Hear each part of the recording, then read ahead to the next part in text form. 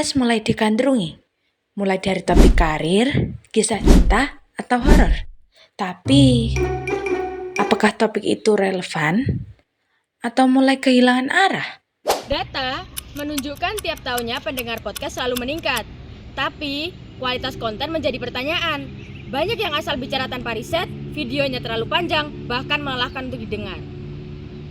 Podcast yang maju biasanya mempunyai riset, pembicara kredibel, dan konten yang menarik. Sedangkan podcast mundur biasanya cenderung asal viral, bahkan kadang menyesatkan dan sensasi belaka. Lalu, apa sih yang membuat sebuah podcast layak didengar? Yuk kita cari tahu.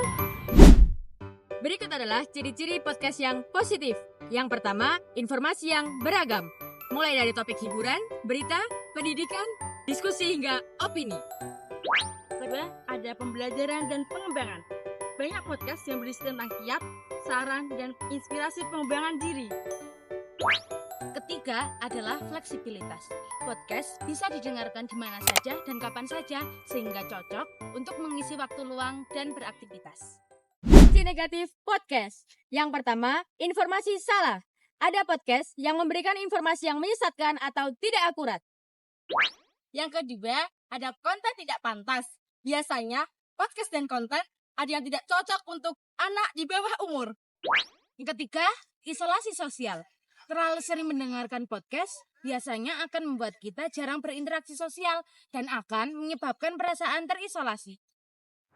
Share pendapatmu di kolom komentar. Jangan lupa like dan follow Konten menarik selanjutnya.